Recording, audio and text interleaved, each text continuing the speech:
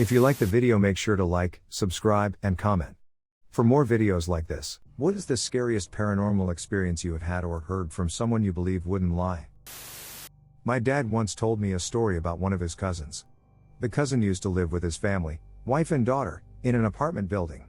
On the floor above them, lived an old widowed woman whose young son, around 24 to 25, served in the Indian Army and had died during a bomb attack somewhere in North India. A few weeks after the funeral, my uncle started having dreams about the son who had died. He would tell my dad and his mom that the son keeps knocking on his door in the dream and just stands there once the door is opened.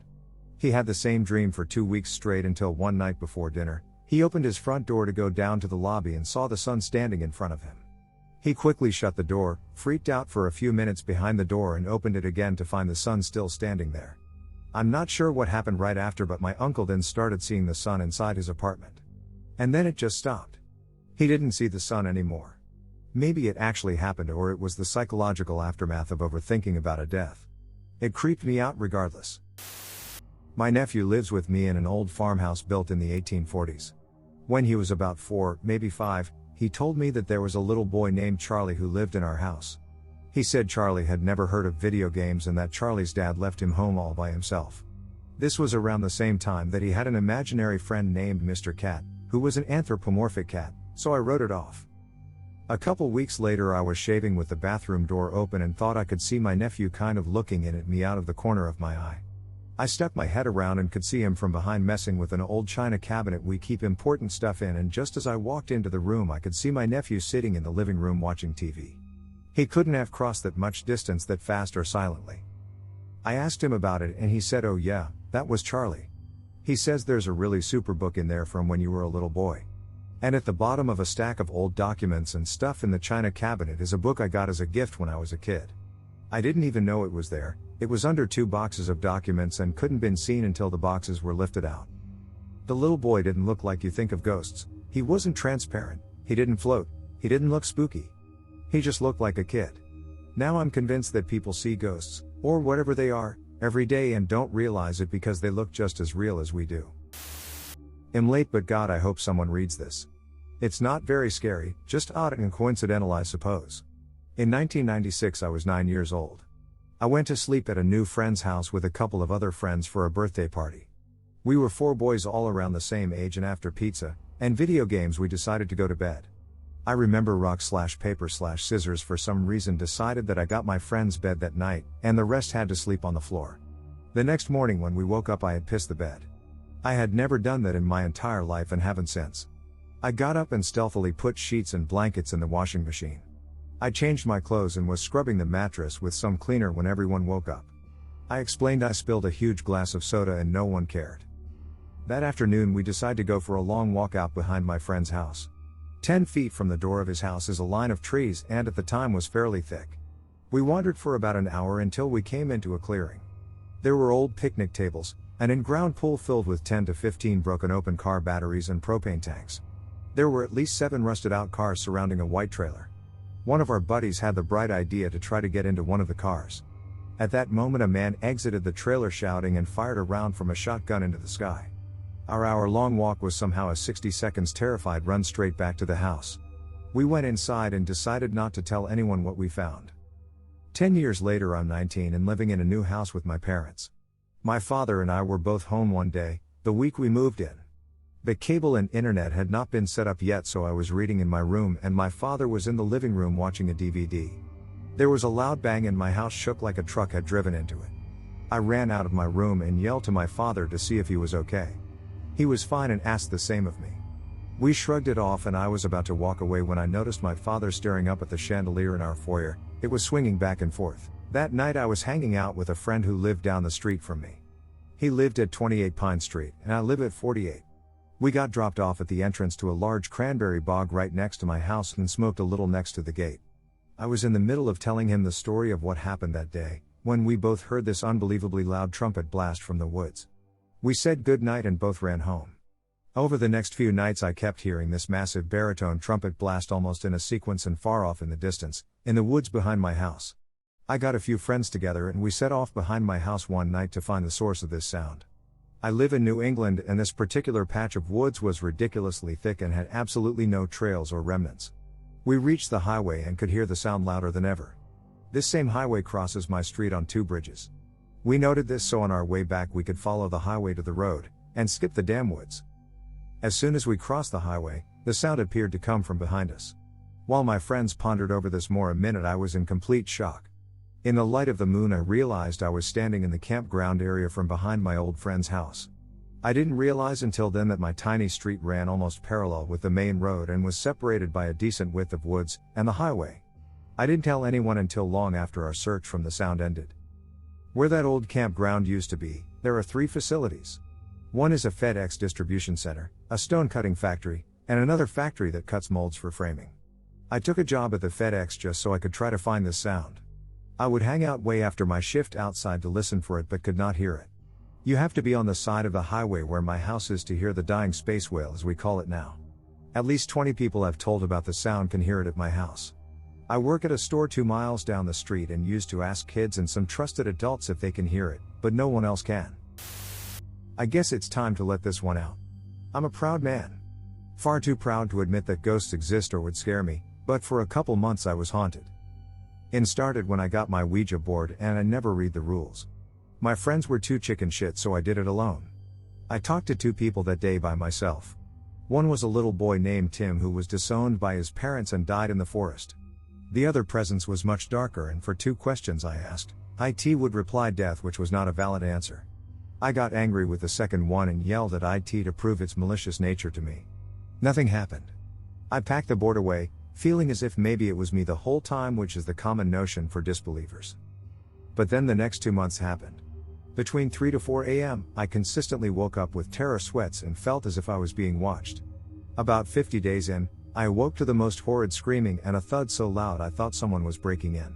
I jumped up and felt again like someone was in front of me wanting me to die, and yet no sounds from my upstairs housemates. I got so scared that I quit sleeping at night. I would stay up until 6 a.m. at least to make sure that ghost hour wouldn't affect me. But it came anyways. I'll always remember what happened at 2 months. I was playing COD as typical for the past 2 weeks, and all of a sudden, I got this cold chill on my back. And it went to my left shoulder and then also onto the left side of my head. And I shit you not, I heard breathing in my ear. The pressure on my upper left side was if someone or something was leaning its head on my shoulder. I was frightened to death but I decided fuck this. I got up, swung my fists and screamed fuck off, and go away, and after that night, IT seemed to stay away. I don't know how all this happened, especially when I was such a non-believer. Those months feel like a dream. But I do believe now that certain energies do manifest around us, and it's best to stay away from the evil, hurtful ones. When I was 17, I went to my mate's house for some beers for his birthday. I probably only had about 5 drinks. Come the early hours of the morning, probably around 2/3 am, I head out to the kitchen for a drink. I pour a drink of water and turn around and take a sip, and as I'm swallowing I swear I hear footsteps. The ground and the entire room is all made up of tiles, so I hold my drink down and listen for a few seconds. Next thing I know, I hear fast footsteps in front of me running towards me, and suddenly a huge cold breeze blew right through me. At that point, I just freaked out and ran back for the bedroom. I ended up waking my friend up and telling him what happened, and we listened and could hear odd bangs and bumps from out there, but nothing out of the ordinary after that ever happened. I'll still always remember it though, gives me goosebumps writing this. One night when I was maybe 10 to 12 I had trouble falling asleep. My bedroom was the entire top floor of our house, with my bed and such being on the left side and storage closets and a play area being on the right. I was lying in bed when I heard a noise from the other side of the room and see a rocking horse begin to rock. It was sitting just outside one of the storage closet doors.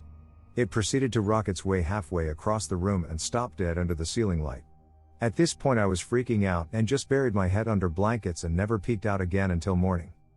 It was all confirmed to not be a dream, as the rocking horse was still in the middle of my room when I woke up. Furthermore, I got a stern reprimand from my parents for being up out of bed playing with my toys well past my bedtime. Their bedroom was directly below the storage closet/play area and had heard the creaking of the rocking horse shuffling across the room. Believe it or not, this is true. I know at some point I was dreaming for sure. It was sunny and I was stood on my high street, just watching the crowds as they go by and such. I was dragged from this dream back into reality. My room was pitch black and I found myself sat bolt right against the backboard of my bed. My heart was pounding and I was saying out loud, "It's okay because I'm here and he's over there." This what dragged me out of the dream, this sentence. I was saying this when I woke up. I was probably mid-sentence when I woke up, but in my mind I knew what I was saying. As I looked across the room, there was a black mass slowly moving across the wall. It was so large that it was probably about 6 feet wide and 4 feet high, and it moved like a cloud across my room towards the door. I watched this black mass move in sheer terror. After a few seconds I reached for my phone, which was on the floor, and activated the torch on it. I was so convinced it was actually someone I turned the light on in my room and looked down the stairs. I didn't go any further because the house was also in pitch blackness. I soon crawled back into bed and fell asleep again. My room when I first woke was pitch black. This object or mass was darker than that. The darkness made it contrastable with the pitch blackness around it. Those words echoed through my mind for a good few minutes after I had awoken. I've got a many ghost story about the Isle of Wight, which is considered the ghost capital of Europe. I can tell you stories from ghost ships, ghost horse riders, women in black, whom I've seen, ghost Roman legions. The list goes on and on. My parents were on their honeymoon to Key West. When they arrived at the hotel to check in, they were told that the room would be non-smoking. With my dad being a smoker, they requested a different room. They got the room switch and went to their room. As they got off the elevator, the smell of fresh paint was overwhelming. Down the hall there was a painter with all necessary supplies laid out around him and was painting the wall. As my parents walked past him, they casually greeted him, and the painter had absolutely no acknowledgement of their presence. Whatever. When they got to their room, the smell of paint was even worse in there, so bad it wasn't even bearable, so they decided to go to the front desk to change rooms. When they explained the situation, the attendant looked very confused and informed them that there wasn't a scheduled paint job on that floor for that day, but agreed to change their room. My parents go back to their floor to grab their luggage, and the painter is completely gone. All supplies cleaned up and gone within 10 minutes, and the smell of paint was completely gone. At this point my parents were freaked out but didn't think much of it and go to their new room. The next morning on their way to breakfast, they overhear a tour guide talking to a group. My parents tuned in when the guide mentioned the floor that they were originally supposed to stay on. Apparently a long time ago there was a painter on that floor painting and fell down the elevator shaft to his death. Now my parents don't normally believe in the paranormal, but after an event like this that they had no explanation for, it freaked them out a good bit. I have a good one. I have a coworker, male aged 45, who is a no-nonsense sort of fellow. He doesn't hold much with silliness, and doesn't believe in ghosts. So he and I both work at a very fancy antiques business. Our boss is a third-generation dealer. His personal collection rivals the best in the world. Because of this, when he goes away he doesn't just have a security system, but a house sitter as well. The job of house sitter almost always falls to my coworker. The house is located in rural Connecticut. It is a circa 1780 center chimney colonial. It was originally built by a prominent and wealthy family in this corner of the state. The house has a couple dark and ominous, fully substantiated stories attached to it. The one that is most relevant to this story, however, relates to a young son of the family who lived in the house circa 1820. During his late teens he developed a mental illness. Based on the stories surrounding him, one could assume it might have been schizophrenia. Anyway, the family, not knowing what to do with their violent and unpredictable son, locked him in an upstairs bedroom, and fed him through a hole that was cut in the wall. The patched hole is still clearly visible, as are deep gouges in the wood paneling of the room, supposedly the result of his assaults on his surroundings. After a few years the son managed to hang himself in the room. Last winter, when my coworker was house sitting at night, he came into the shop one morning as white as a sheet, clearly shaken up and exhausted. He proceeded to relate to me his experiences from the previous evening. He had been sitting downstairs in the keeping room at about 10 p.m. watching TV. He started hearing strange sounds coming from upstairs, movement and shuffling. He turned the TV off so he could listen better. The movements continued for about 30 seconds while he listened. He decided a bat must have gotten into the house, not uncommon in an 18th century building. As he climbed the back staircase to investigate, he distinctly heard a man's laughter coming from the bedroom at the top left of the staircase, the bedroom where the son had been imprisoned and committed suicide. He said all the hairs stood up on the backs of his arms. He described the laugh as not good, not happy. At this point he lost all desire to investigate further, scurried back down the stairs, and poured himself a tequila and water, which he slowly sipped while listening to the occasional shuffle or bump from the bedroom. He slept downstairs on the couch that night. Surprisingly, he's house sat for my boss since then, and though he's not encountered any further activity, I think he's quite wary of the house now. Wasn't me, but a story my father always tells around Halloween and swears is true. From the look of fear in his eyes when he tells it, I always believe him. It also doesn't fit how he usually lies, but you'll have to take my word for it. He was 17 and dating this girl a few years older than him. Said girl's father was an extremely wealthy dentist or something and owned an old plantation house over in West Virginia. He would hold parties there all the time for him and his associates, and one time, a few days before Halloween, he held a work party. He always lets his kids come. He also had a 12-year-old son. Important to the story, and my dad went as his girlfriend's date for the night, but they were probably just going to screw around while the adults drank. So they're at the party, sneaking glasses of champagne when they think no one is looking when the girlfriend decides to pull out a Ouija board and take it into one of the upper floors to use. So she drags my dad and her little brother upstairs to use it. She finds some candles and lights them for effect and they all sit around the board. They start by moving the marker around, just to get a feel for it, and then they all put their hands about half an inch above it. The girlfriend leads with, "Is there anyone here with us right now?" At first, nothing happened, but then the marker started to move. My dad says it felt like your arm had fallen asleep, that weird tingling feeling. He could tell it was some kind of energy. It starts moving the marker and lands on yes. She asks for a name and it spells out Riley. They figure it's the ghost of some Irish immigrant. They ask him some more questions, like when was he born, 1727, how old was he when he died, 35, and whatnot. Then the marker starts moving without them asking any questions, and that's not supposed to happen. The marker spells out he is here. Run. He is here. And then it stops. All the energy leaves their arms, and for a good minute nothing happens. Then the marker starts moving again in circles, and my dad says this time the energy felt wrong. The tingling turned into needles being jabbed in his arm and he felt genuine fear. The girlfriend gets it together first and asks if someone is there, and the board spins really fast, like faster than they could have physically moved it with all three touching it. It lands on yes. My dad asks this time, "What is your name?" The board spells out Satan. And my dad swears this is true, all the candles in the room blew out, like a giant gust of wind, except there wasn't any. The scariest part was the Ouija board flipped into the air and landed face down with the marker underneath it. Needless to say, the three of them bolted, screaming as they ran out of the house. It took about half an hour for my dad and his girlfriend to calm down, but the younger brother was inconsolable for the rest of the night. My dad always ends the story by saying that supposedly the spirit won't leave until you dismiss it through the Ouija board, and he always wonders about the house because he never went back there again. That's just one of, but definitely the freakiest, paranormal things that has happened to my family. This is my go-to story for paranormal story time. My uncle told me this story at dinner the day it happened.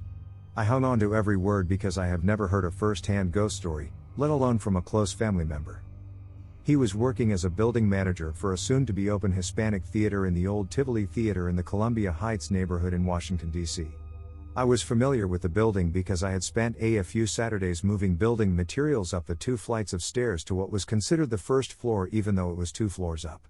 The lobby area had a clear difference between what was new and what was old. There were a few empty, yet to be renovated, spaces to stash materials that were completely void of color and looked like no one had been in the spaces for decades. One Wednesday they had 2 elevator technicians coming in and my uncle was in charge of making sure they could get what they needed, and give information about the building. When they started testing the elevators, one technician rode up and down while the other stood in the lobby. The technician in the lobby was waiting for his coworker and noticed a mist coming from one of the UN-renovated spaces. He begins to approach the area when he sees a man step out from a wall wearing a dated 3-piece suit and a bowler hat. The technician freezes in his tracks. The man in the bowler hat takes a few more steps. Then they lock eyes. The man has a look of utter shock, he touches the wall, and then disappears. This elevator technician bolts down the stairs, goes across the street and is inhaling a cigarette with shaky hands when my uncle comes out to ask him what he's doing off the job. My uncle clearly sees the man is spooked out and it takes him a good half an hour for him to calm down enough to tell the story. My uncle is understanding and says he can get his tools and call it a day. In the stairwell up to the first floor, there are old photographs of what the building and area used to be. The technician sees a picture on the wall and exclaims, "That's him. That's the guy I saw. It was the owner of the building who hung himself in the theater the day after the stock market crashed." When I was about a kid growing up with my mom and dad, my dad is black, mom isn't, I always knew that I had a strange heritage and family history. I'm born Scandinavian, specifically Danish, so is my mom. My dad was born and raised a majority of his life in Tanzania. He is technically chief of the Maasai tribe he grew up in after his father passed away. His father's name was Anilai. The belief is that I am the reincarnation of Anilai, as I am the firstborn boy of my father's children. That fact was always something my dad told me, but as a kid I just thought it as kind of cool. I never really thought about it too much, but I never really believed I had any real connection to Anilai. He also died before I was born. When I turned about 11 or 12 I had some weird obsession with the 3rd of April, I still don't know why, but to this day it just seems like the perfect date to me. I started thinking about that date often, and my mum even told me she heard me say it in my sleep once or twice when she came in to check on me. When I turned 14, I was taking a walk with my dad and said something along the lines of, "I wish my birthday is on the 3rd of April. My dad stood dead still and looked at me, sat me down and started asking me questions like, why that date or what's so special about that date. I started to realize there was no real reason and that it just felt right to me. He told me that was the day his dad, Anilai, had died, and I was kind of freaked out about it. A week later, I woke up and I shit you not saw a person sitting on the end of my bed. I can't describe it, but it wasn't frightening, it was actually very calming. It was weird because I knew I should be scared but I just wasn't. He got up and left the room. I laid back down but couldn't sleep again. The next morning I told my dad about it and he didn't believe me at first until I started describing how the person looked. My dad's face changed from humoring me to serious. Turns out I had perfectly described his dad. It's a little hard to believe, I know, but I know what I saw. My dad's side has stories. He used to tell me stories of his old house where he grew up. These are a couple of the stories he told me, and they were also backed up by his mom and brothers when I asked them about it. Apparently stuff happened to them too. Story goes that he was around 10 and home by himself reading comics in his room. As he was reading, he started to hear footsteps coming from the kitchen area. He was about to go and see if it was his brothers or parents coming home, but he stopped dead in his tracks when he got an overwhelming sense of fear. As he was debating on whether or not to go, he started hearing what sounded like large heavy coins dropping into a bucket full of more coins. This went on for less than a minute. He was torn between wanting to go out and see what the sound was, he thought it sounded like silver dollars, and between being scared to shit. He ended up sitting in his room until he heard his dad drive up. There were other stories they told me about the house. Strange noises, dishes falling out of cupboards, shadows running around outside. A lot of other crazy stories. I never was allowed to stay with my grandma at the house by myself. And always got a really weird feeling when I would be by myself in their back room, always got a feeling like someone was there with me. Supposedly it was haunted. The man who lived there before had been in World War II and upon his return committed suicide in one of the rooms. My grandfather, strangely enough, committed suicide in the backyard of the same house. My mom lived in the same house with my dad when they first were married. At the time, my dad's brother and mom still lived there as well. My mom told me how one time she was sitting in my dad's old room and heard my dad's brother drive up in the driveway, open the front door and head into his room to start lifting weights. She heard the weights clank together for a good couple of minutes before she decided to go outside. Everyone else was out of the house at the time and she thought he was the first to come back home. But once she opened the door, the weights stopped. She went to go talk to my dad's brother, but there was no one in the room and no car in the driveway. As she was standing there trying to figure out what she had heard, she says she saw my uncle's car drive up. The other was again when my dad was a kid. He was laying in bed sleeping when he saw his door open and a figure that looked like his mother come in and sat on the bed with him. It was pretty dark so he could only make out the outline of the body. He fell back asleep. In the morning, he asked his mom why she came in like that. She told him that she did not go in his room. The creepier part to this story is fast forwarding to when I was young. My brother got up one morning to get some water. When he walked out to the kitchen, he saw what looked like my mom sitting in the kitchen table drinking coffee. He went and sat at the table too in the dark, and started talking to my mom. She did not reply. This goes on for another minute or so and my brother decides that he's tired and that our mom is still half asleep as well. So he starts to go back to his room, and as he does, our parents' bedroom opens up and my mom walks out. Now my brother, creeped out as fuck, turns around to look at the table and does not see anyone there anymore. After that he refused to get up by himself, never told our parents why. Oh, and to add to the weirdness, my dad committed suicide around 8 years back as well. Shot himself under a bridge. I swear to you on my life some kind of paranormal cunt locked my siblings and I in a lighthouse when I was 12. We were vacationing on a rented private island in the Muskokas. And like retards we disobeyed mom and pop and snuck out with flashlights to go break in and explore the lighthouse we weren't meant to go see without adults. Oh, we thought we were badasses alright, talking mad shit all the way up there with our backpack full of juice. It was about a 15-minute stroll up the cliffs from the beach, and lo and behold, it was easily unlocked. All we really wanted to do was see the top of the building, with the flashing lights, but we all climbed up the ladder only to hear a loud slam followed by creaky footsteps on the wooden floor below. Naturally, my 8-year-old stepsis began bawling her eyes out. We were obviously caught out, so instead of shushing her, my chivalrous older sis, 14, yelled hello. Nothing. I was frozen, there was literally no noise, we were fucking terrified, but we waited for 30 minutes before getting back down because there was nothing else heard. To find the door bolted from the outside. And the little table that was under the window across the room. Okay, I said, maybe it was our imagination, the table moved, but the creepiest part? Backpack gone. Luckily, the guard came in early that day at 5, we'd left at around 2 a.m., and he was really pissed at us. But he didn't snitch because we were all thanking him for saving our lives, and before we ran on our merry way he asked if we'd gone downstairs, with slight apprehension I thought. We didn't even know there was a downstairs. We went back later, we had to since we begged to go the day before, with our grandparents. The bag we never found. And the basement was locked. Uck. Near where I live, there is a cemetery that is supposedly haunted. The White Lady. White Lady, the most famous character said to haunt the cemetery is the mysterious White Lady, who has been sighted by several witnesses, including police and firemen. Many people have taken photographs of her. Demonologist Ed Warren claims to have captured her essence on film. She is described as having long, dark hair, wearing what looks like a white nightgown and a white bonnet. The White Lady is usually sighted in the roadway along Route 59 or sometimes 111, and there are many reports of vehicles passing through her. In one instance, in 1993, an impact with the White Lady apparently made a dent in the vehicle of an off-duty fireman. The White Lady is also said to haunt the nearby Stepney Cemetery in Monroe, Connecticut. It is believed that she walks back and forth between the two. Red Eyes. Another character considered to haunt the cemetery is Red Eyes.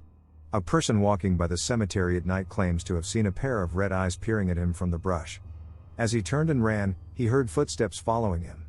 Cosmic Society's Donna Kent speculates that it was the ghost of Earl Kellogg, a man who was set afire across the street and burned to death in 1935, or a man killed by a drunken driver, who reportedly provided his name, and a number of choice expletives, to a group of boys trying to capture electronic voice phenomena, EVP, in the cemetery one night. I came out of lurking for this one.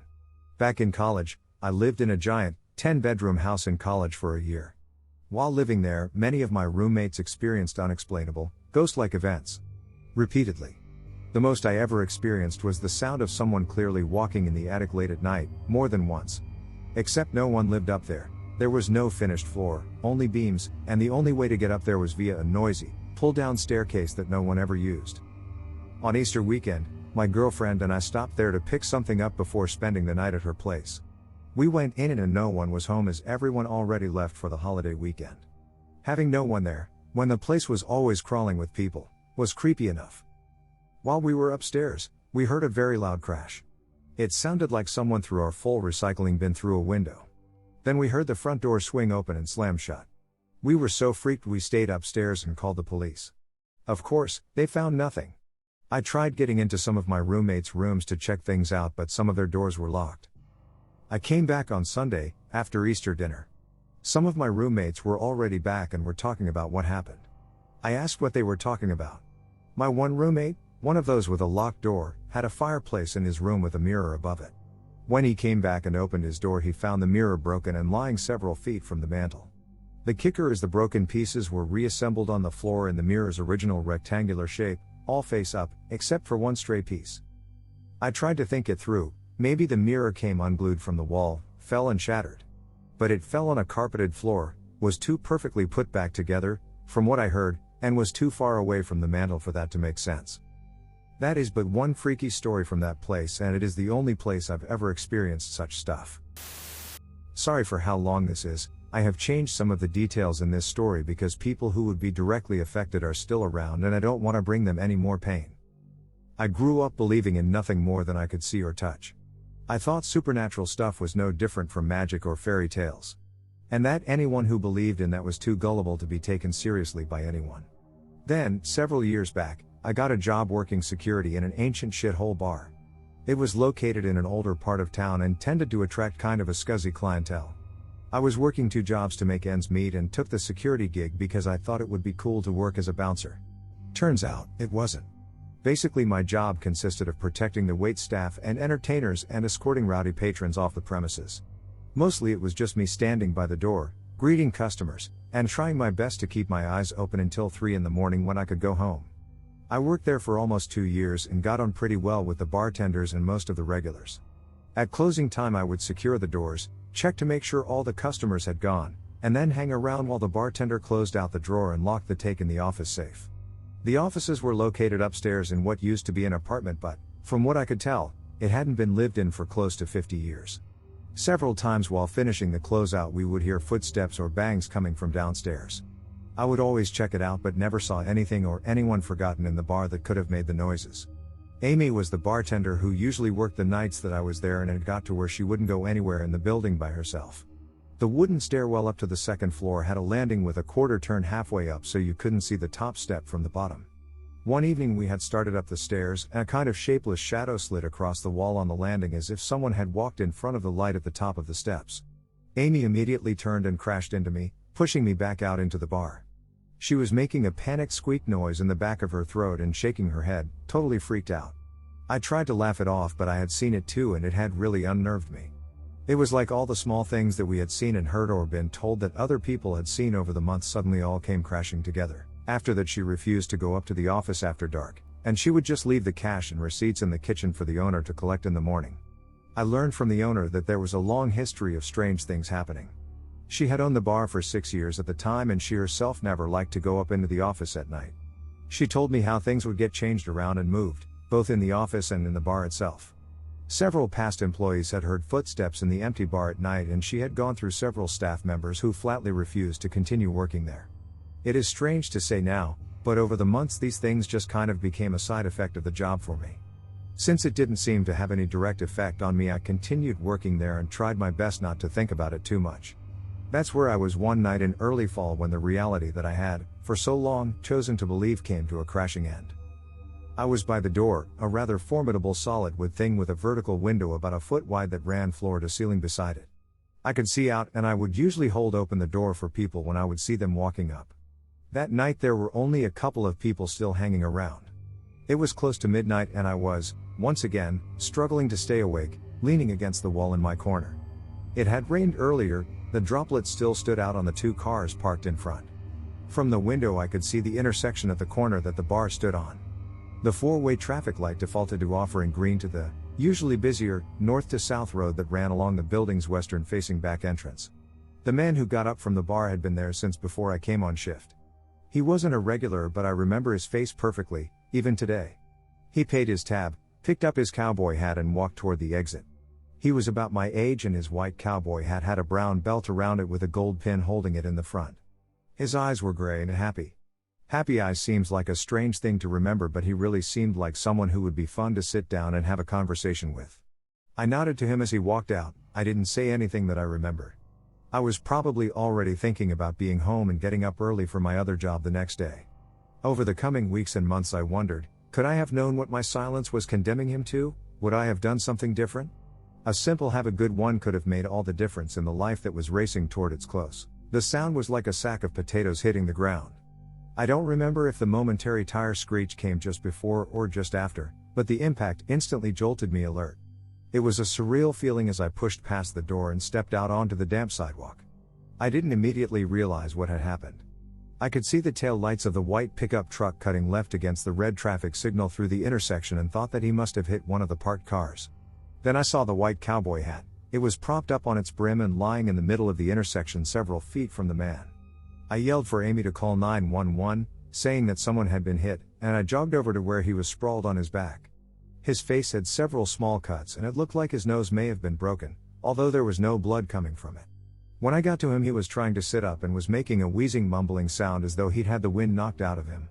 I told him to stay down and put my hand on him to keep him from trying to get up. His stomach felt like it was full of rocks and he sank back down in slow, rhythmic convulsions. Blood was seeping out between his legs and pooling past his knees. I'd had rescue training, but at that moment I blanked. All I could think was to not move him because the probability of a spinal injury. His left hand was up near his chest, the outer 3 fingers were curled inward, shaking violently. I reached out and gripped his hand in mine, it was all I could think to do. At that moment he stopped shaking. He was going into shock and I could see he was losing his fight fast. Within seconds he had progressed from trying to sit up to hardly being able to move. His skin began to take on the appearance of thin pale plastic. He rolled his head and looked at me. The pupil in his right eye was huge, I could barely see the gray outline from the black core. A red pool was slowly spreading across the white. I watched as his vision slid past me and his mouth spread in a silent scream at what he was seeing. It started as a shuddering whisper, as his fingers gripped my hand, it was the sound of a child waking from a nightmare and it froze the breath in me. Don't let them take me, don't let them have me, don't let them take me, don't let them have me. He repeated it over and over with a look of absolute horror on his face as he stared at the nothingness behind me. My mouth went dry as I felt some small part of his terror spread into me. It took him several minutes to die and I sat in silence as his plea slowly faded into gasps and finally ceased altogether, his eyes never wavering. I sat in silence as something utterly terrifying that I could not see stood waiting just behind me, waiting to take him to a place that promised him only fear. The fire department arrived, and shortly after that the police and several ambulances. They didn't even bother to go through the motions with a defibrillator or chest compressions. Nothing like in the movies, they seemed more concerned with getting him to the morgue than with any kind of rescue attempt. I was asked to give a statement, though I left out the details of what I had heard him say. It was left open as a hit and run and probably forgotten by those who deal with too many of these things to count. I was never called to testify at any trial or even brought up in any follow-up investigation. A few days after it happened I found out that the man's sister had visited the bar trying to contact me. I don't know why, but I could never bring myself to contact her back, and shortly after that I left and never returned. I still see him, some nights when I sleep, the look of terror filling his red eyes, his final pleas for something to save him. I also remember how his eyes looked so happy and full of life, seconds before everything in his world ended.